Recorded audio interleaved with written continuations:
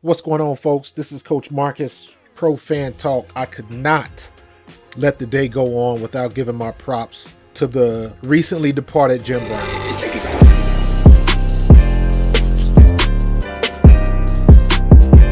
Me as a running back, and as a running back that appreciated the old school, mind you, I was in high school in the 80s, 84 to 88, went to college from 89 to 93. I modeled my running style after Gale Sayers, which is why I wore number 40 in college. I was that slashing type of guy. Wasn't, had blazing speed, but I could get around you, and if I hit that corner, you wasn't going to catch me. So I remember, and I'm saying, as a kid in high school, our coach, Pat Mancuso, showing those NFL films.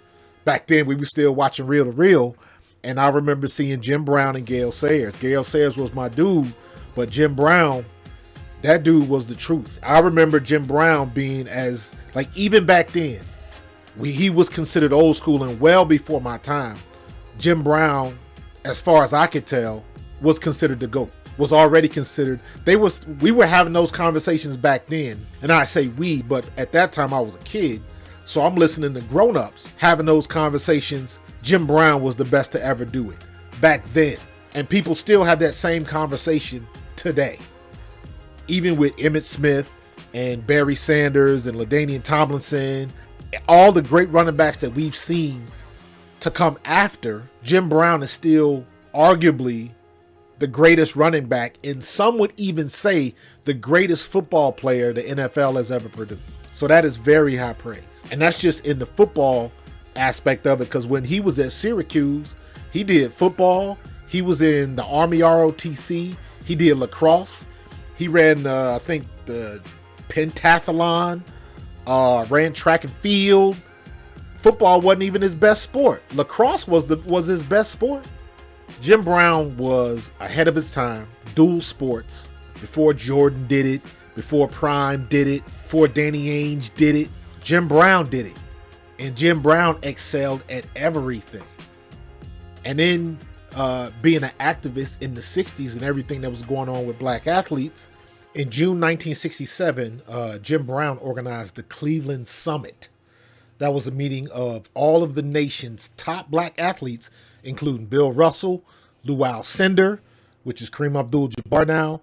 They were all supporting Muhammad Ali's fight against serving in Vietnam.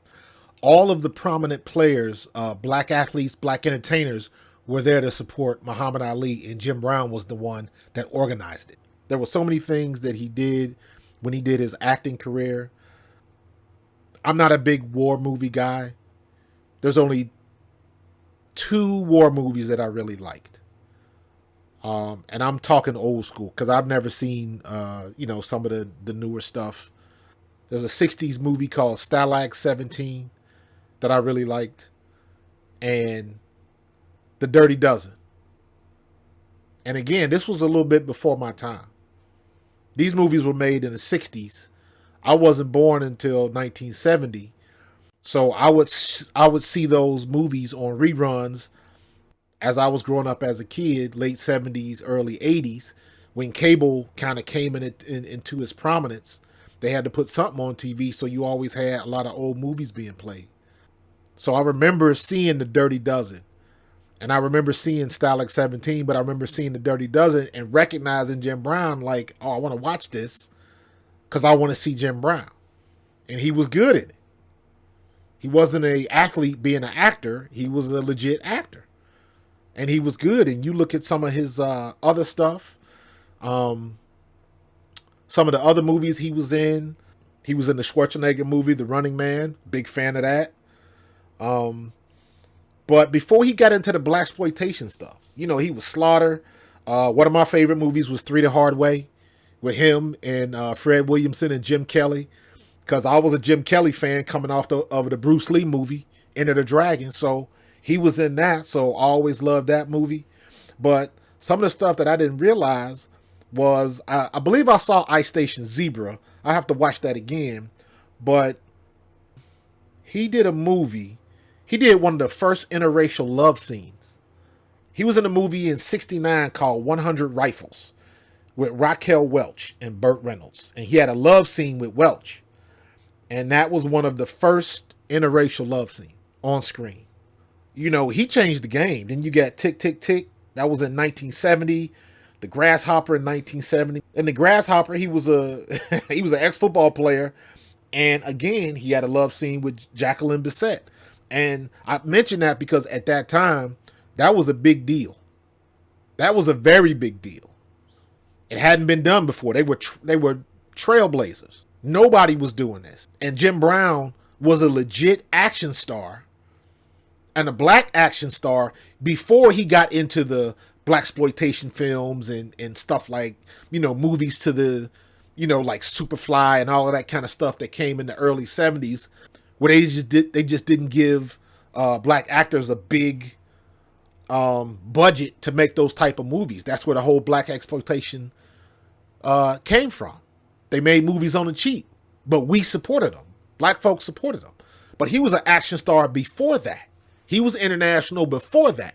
So Jim Brown was a trailblazer, man. And then you get into Local Times, and he stayed in the limelight, like I mentioned before, when he was in Any Given Sunday. I know that was, you know, in the 90s now, but still, in my opinion, that's a modern movie. And you can go back and look at interviews about him on movie sets and stuff like that, and everybody says the same thing. When he talks, people listen. He had that command. He had that presence about him. So, you know what? You just got to get a man his props. That is another legend gone. And in my opinion, one of the GOATs in our world. Not just with football. One of the best people from my generation. And happy that I got a chance to see him, see his work. I was entertained by him. I was inspired by him. I mentioned I'm Gonna Get You Sucker. I always loved that movie because I was a fan of Jim Brown. There's always something to be said when you can laugh at yourself. You know what I'm saying? He wasn't afraid to laugh at himself because he did those movies. He was a serious actor. He was a serious action star, but he wasn't afraid to laugh at himself. And that resonates. So big props, rest in power to Jim Brown. You were the GOAT, brother. In my opinion, you were one of the best to ever play in the National Football League. You are one of the best to ever walk this earth.